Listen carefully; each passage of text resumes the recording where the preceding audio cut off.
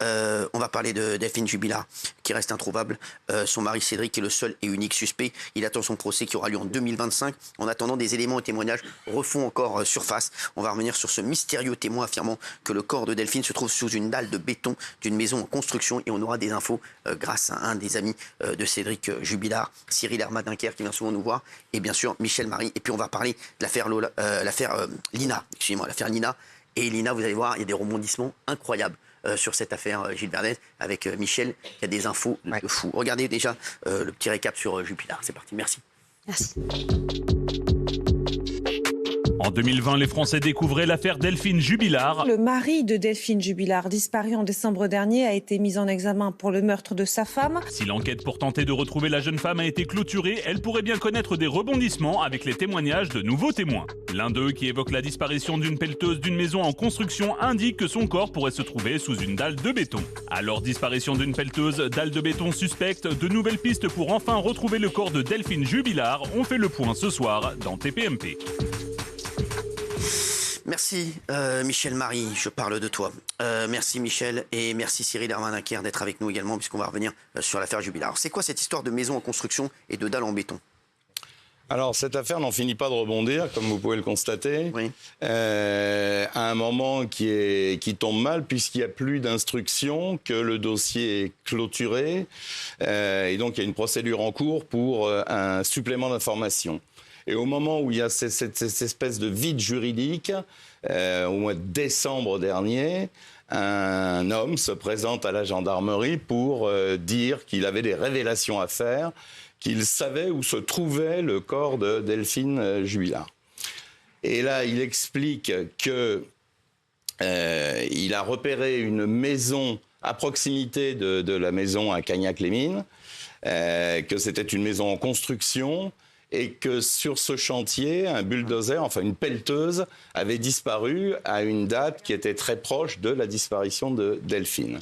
Le problème, c'est que les gendarmes ont pu juste l'entendre comme ça, mais ne peuvent pas poursuivre les investigations parce qu'il n'y a plus de juge, parce que le dossier est clôturé, il a été renvoyé devant la cour d'assises. Ouais. Voilà. Et il y a un autre élément, mais je pense qu'on en parlera un petit peu plus tard, c'est les écoutes téléphoniques. Non, on va en parler maintenant. On peut en parler maintenant.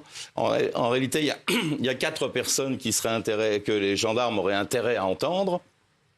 Il y a donc 7 individus qui se présentent pour cette histoire de pelleteuse. Et puis également, on a une écoute téléphonique d'un détenu qui s'appelle Salem. Il se trouve que ce détenu se trouvait dans la même prison que Cédric Jubilard. Et ce qu'on intercepte, le dialogue qu'on intercepte, c'est la mère et ce détenu. La mère dit « Tiens, ça y est, Jubilard est renvoyé devant la cour d'assises ». Et le détenu, Salem, dit « Pourtant, il n'y a pas de preuves ».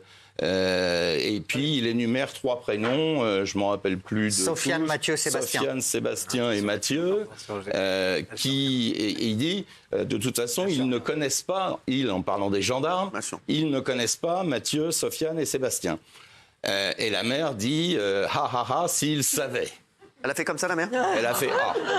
J'en ai rajouté un petit peu. D'accord. Mais en gros, elle a dit ah s'ils savaient. S'ils savaient. Ah, s'ils savaient. Bon.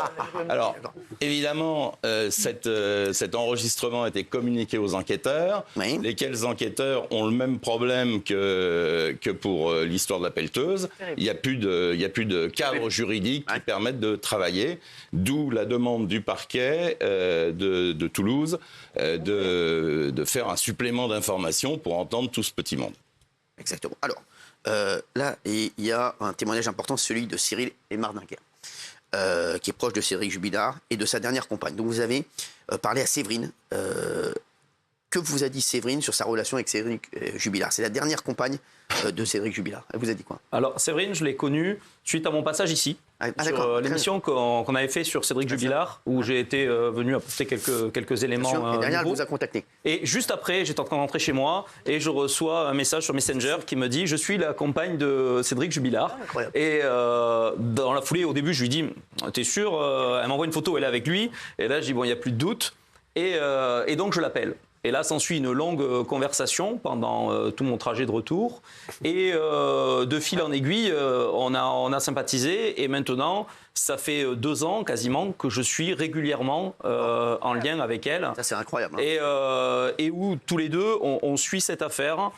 Parce que l'affaire Jubilard, il faut savoir que c'est un petit peu un rouleau compresseur. Ouais. Quand vous êtes proche de Jubilard ou quand vous commencez à avoir l'audace de dire que peut-être il n'est pas l'auteur du crime de sa femme, tout le monde vous tombe dessus. J'ai perdu énormément d'amis qui m'ont dit « Mais attends, tu as été défendre un criminel, mais comment tu peux faire ça ?» Au niveau professionnel, c'est très très lourd à porter. Au niveau médiatique, il faut savoir que le secret de l'instruction n'a jamais été respecté dans cette affaire-là. Moi, j'ai des journalistes, dont un du Parisien, qui est venu me sortir des éléments de ma déposition chez les gendarmes quand je les ai aidés à faire le profil de Cédric Jubilard.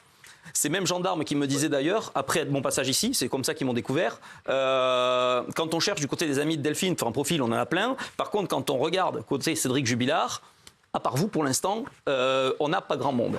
Et donc, Séverine, j'ai vu en l'espace de ces 2 années, je l'ai vu sombrer, je l'ai vu vraiment touché par cette affaire, c'est-à-dire toutes les problématiques qu'elle a pu avoir au niveau du travail. Elle n'a plus de travail et elle a beaucoup de difficultés à en avoir un nouveau. Toutes les problématiques qu'elle a eues par rapport à son fils, qui a été mis en cause aussi dans l'histoire.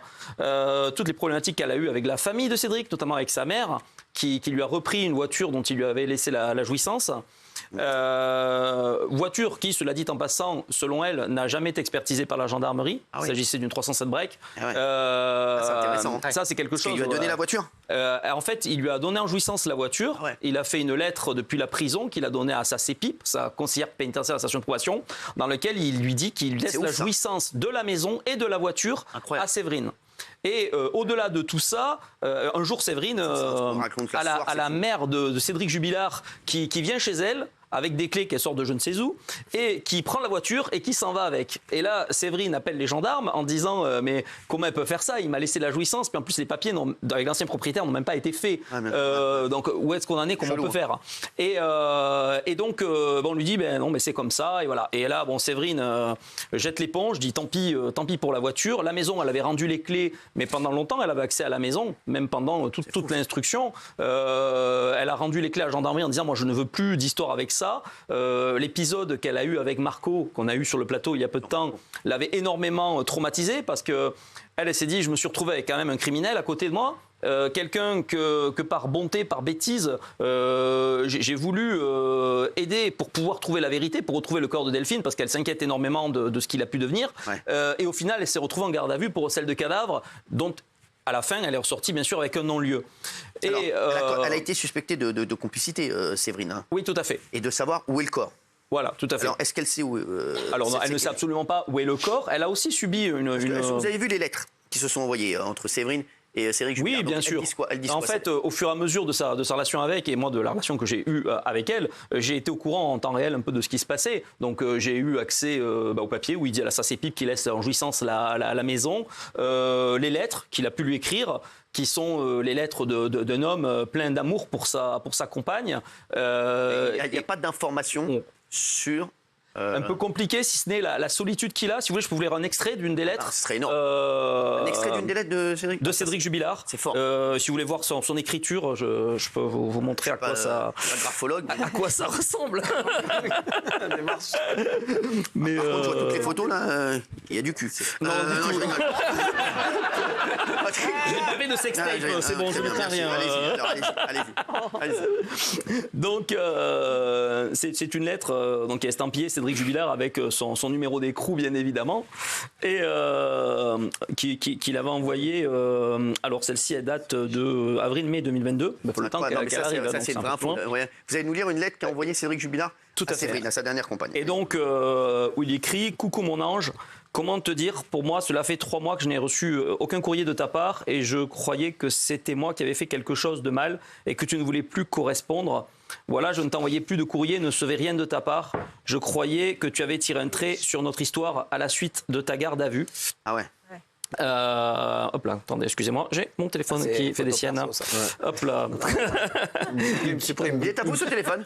Oui, tout à fait, mais il est nouveau, alors du coup j'ai encore un peu de mal à m'adapter à ça. Il y a Michel Marie qui sort, il me regarde, je crois qu'il a sorti une vanne de ouf. Il fait, c'est le téléphone de Jubilard. Persuadé qu'il a sorti la vanne du siècle. Alors allez-y. Donc je reprends. Donc allez-y. Je croyais que tu avais tiré un trait sur notre histoire à la suite de ta garde à vue et que tu étais passé à autre chose. Et si tu me renvoies un courrier par semaine comme avant, faisant en sorte de t'écrire... Bon, l'écriture est un peu compliquée. Vous êtes comment au niveau de la lecture?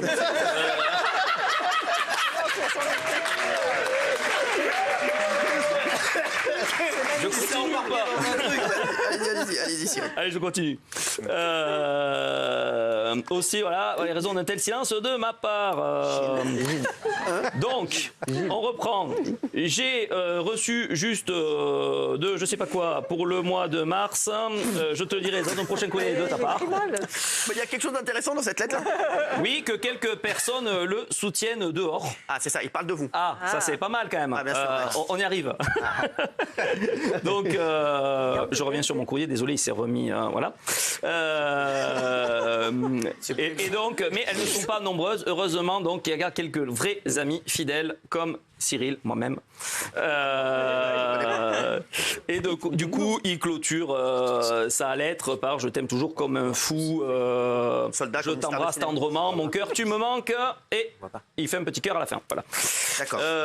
Donc, Voilà un des ils éléments. sont toujours par ensemble exemple. ou pas? Ils sont toujours ensemble, ça. Alors justement, c'est là que j'allais venir. C'est voilà. un peu aussi la tristesse de cette histoire, c'est que Séverine, avoir ce type de relation, ce n'était plus possible pour elle parce ouais, donc qu'il y elle a- avait trop de conséquences sur sa vie sociale et sur sa vie de tous les jours. Elle a donc pris du recul et aujourd'hui, oui, on pourrait dire tirer un trait sur ça. Elle veut passer à autre chose, mais c'est très très compliqué pour elle. Et elle me rappelait avant que je n'arrive ici qu'elle avait été aussi une maman de cœur pour les deux enfants Jubilard, donc pour Louis et Elia, et que le petit Louis lui disait juste avant que son père ne soit mis en garde à vue et qu'après il soit incarcéré, est-ce que tu peux remplacer maman? Et qu'elle lui disait non mon cœur, maman je ne pourrai jamais la remplacer, mais on va la retrouver, ne t'inquiète pas. Alors, là, c'est vrai que le témoignage est très fort de Cyril. On a rigolé tout à l'heure, mais Cyril, juste, il paraît, il lui aurait dit que Delphine avait plusieurs amants. Est-ce que vous pouvez nous parler de ça? Parce que c'est quand même important. Alors, il faut savoir que c'est le nouveau détective, je crois, qui avait sorti ça. c'est lui, il a l'air comme ça, mais c'est pas l'ancien détective, c'est le nouveau. Mais on avait vu... ça vanne ce soir. On avait vu qu'effectivement, elle était sur plusieurs applications de rencontres, notamment Glidden. Et moi, c'est un peu ce qui me dérange aussi dans cette affaire, c'est qu'on nous a vendu ça... Glidden, on va rappeler. Pour les femmes infidèles. Pour les mariées. femmes adultères. Voilà. D'accord. Et donc, on dit souvent qu'elle avait l'amant de Montauban, qu'elle voulait refaire sa vie, un peu comme une princesse, qui avait retrouvé l'amour après avoir un mari Elle a violent, connu machin, quelqu'un à Montauban, c'est ça? mais en réalité, elle avait plusieurs amants, plusieurs relations. Ça, c'est intéressant. Et en fait, tout cela, ça a été creusé petit à petit, au fur et à mesure que l'instruction s'est faite. D'ailleurs, de toute façon, il y a eu des fuites au niveau des journalistes, comme sur tout le reste, comme d'habitude. Mais comme ce n'était pas vendeur, c'est pas quelque chose qui a été mis trop en avant. C'est resté quand même assez à la marge. Et C'est surtout très diffamatoire. alors, est-ce que c'est diffamatoire? Ah bah oui. Allez savoir, parce que... Ah non, il n'y a pas à les savoir. C'est diffamatoire quand on dit d'une femme, surtout qui est victime, qu'elle a plusieurs amants, alors qu'en fait on n'en sait rien. Je pense que c'est diffamatoire et je suis pas sûr Alors, que ça on soit partira du principe, sans tomber dans la diffamation, qu'elle avait donc un compte Glidden, que sur celui-ci, elle avait fait plusieurs rencontres, qu'il y avait le fameux ami David, qui était à 3h30 de là et qui avait été découragé par la distance pour venir. On verra la façon dont en parlait l'amant quand il dit, moi avec Delphine, c'était sushi, champagne et hôtel, elle me coûtait cher, mais j'avais un bon retour sur investissement. Bon, j'ai pas l'impression d'avoir une grande histoire d'amour naissante, vous m'excuserez. Néanmoins, c'est votre avis, hein, je ne veux pas tomber dans la diffamation. Moi, je vous dis ce que j'ai pu voir ou avoir comme retour de la part de Séverine. Je ne suis pas dans des accusations portées. Ensuite, je rappelle quand même que Delphine, aujourd'hui, elle est victime, sûrement, probablement, hein, mais nous n'avons toujours pas de corps, nous n'avons toujours pas de scène de crime, nous n'avons toujours pas d'armes du crime. On est quand même dans une situation qui est vide. Donc, si moi, vous me dites que ce que j'affirme est imparfait, quand on affirme que Delphine est morte ou qu'elle a été victime de son mari, on est là aussi dans quelque chose de totalement diffamatoire. Donc, je pense qu'il faut toute proportion garder. Et vous voyez, par exemple, les juges d'instruction, lorsqu'ils renvoient aux assises et qui disent qu'on a un ensemble d'éléments qui disent qu'effectivement il est l'auteur du crime de sa femme, là aussi c'est quand même assez violent, et c'est pour ça que ces avocats ont fait appel de ça, et au niveau déontologique, les magistrats ont quand même des choses à revoir. Michel, vous vouliez réagir parce que... Non, j'écoute ce monsieur respectueusement. J'ai pas envie de m'étaler sur la vie privée d'une femme qui a disparu, qui est probablement morte. Il y a plein d'éléments dans le dossier, vous le savez comme moi, qui tendent à penser que Cédric Jubilard n'est pas tout à fait pour rien dans la disparition de sa femme. Il était renvoyé quand même devant la cour d'assises, c'est-à-dire qu'il y a quand même 2 juges d'instruction et un procureur de la République qui ont considéré qu'il y avait des charges suffisantes pour le renvoyer devant la cour d'assises. Il n'y en a surtout aucune. Après, moi, je vous en prie, mais là... que les juges d'instruction et que le procureur... Moi, j'ai une question à vous poser, Cyril. Est-ce que Séverine pense que Cédric Jubilard est coupable?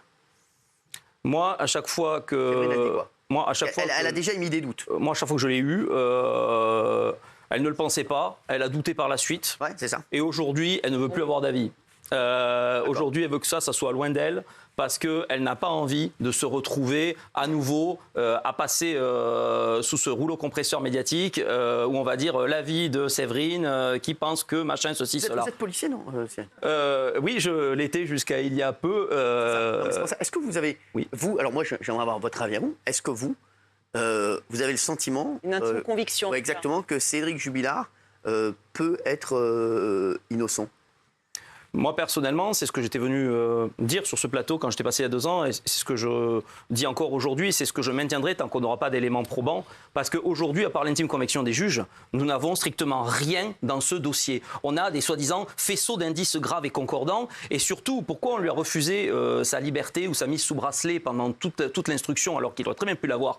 Non pas parce qu'il y avait des éléments, comme souvent ça a été sous-entendu, simplement parce qu'il y avait un risque de trouble à l'ordre public à cause du tapage médiatique qu'il y avait eu. Et je vous vois lever les yeux au ciel, mais je vous garantis que... Parce que les propos de Cyril, bien sûr, n'engagent que lui. C'est vrai qu'il y a des éléments qui sont quand même... C'est une des raisons essentielles qui font qu'il n'est pas sorti. On va rappeler les éléments accablants. Il y a plein d'éléments accablants quand même. Et quels sont-ils? Donne-moi un élément Michel, vas-y, donne-lui les éléments. Oui, Gilles, je vais vous le prendre à rebours. Il n'y a aucune autre piste qui tient encore la route. Toutes les autres pistes ont été refermées. De l'avis de 2 juges d'instruction, ça fait des milliers de pages. Pour eux, Cédric Jubilard est le meurtrier. Vous ne répondez pas. Quel est l'élément? Quel est l'élément? Je vous en demande un élément. Mais tous les éléments, c'est qu'il n'y a que lui qui était là dans la maison. Non, mais c'est quoi les éléments? C'est pas un élément, ça. Michel va en donner. Michel. Non, mais il y a tout un faisceau de... c'est quoi? D'indices graves et concordants. C'est quoi les faisceaux? Les indices graves et concordants, vous êtes policier, donc vous devez savoir de quoi je parle. Bien sûr. Non, mais c'est quoi les indices? Dites-le. Il y a la machine à laver le linge? Non, la machine à laver le linge, ça a été écarté. Ça a été écarté. Et il y a le témoignage des voisins qui entendent des hurlements alors qu'elles étaient en train de fumer une cigarette. Elles sont à une centaine de mètres. Elles entendent vers 11h ou 23h, 23h30, elles entendent des hurlements. Il y a eu des vérifications de fait pour voir si c'était techniquement possible. Bien sûr, ça l'était. Il y a les lunettes cassées de Delphine. Alors vous allez me dire qu'elle a pu les casser avant. Tout à fait. En fait, elle pouvait marcher dessus. Oui, bien sûr. Mais enfin, ça tombe mal. Il y a la voiture qui est garée dans pas dans le bon sens. Il y a la dispute juste avant. La voiture, vous avez aucune trace là-dedans. Oui. Le propre fils du couple Jubilard dit aux gendarmes qu'il y a eu une dispute assez violente entre les 2 époux ce soir-là. Donc, tout ça ne suffit pas. Vous pensez que cette femme serait sortie toute seule à 23h pour aller promener ses chiens? Moi, je ne pense pas. C'est un frotte-canard. Moi, vous savez, dans cet avis-là, moi, je ne pense pas. Des affaires, j'en ai vu beaucoup. J'ai vu des choses aussi très improbables. Et je peux vous assurer que vous êtes bien placé pour le savoir également. On peut tout imaginer. Par contre, ce qui est concret, c'est que là, nous n'avons rien de concret là-dessus. Et même au niveau de la voiture qui a été regardée 10 fois, je veux dire, aujourd'hui, on n'a rien. Et quand je dis qu'il y avait des risques de trouble... Oui, vous en prie. Le téléphone portable qui rebouge après qu'il ait donné l'alerte. C'est-à-dire quand les gendarmes sont dans la maison, il y a le téléphone de Delphine qui bouge et qui est à proximité, oui, bien sûr. Sur la borne du domicile. Oui. C'est pas rien quand même ça. On est d'accord. Mais hélas, vous n'avez rien pour point. dire que c'est lui qui les fait, en fait. Merci. Aujourd'hui. Merci à vous deux, merci Cyril, merci Michel, merci à vous tous d'avoir été avec nous. Merci pour votre témoignage. Tout de suite, c'est Bonjour sur CNews. Merci. Il y a des moustiques.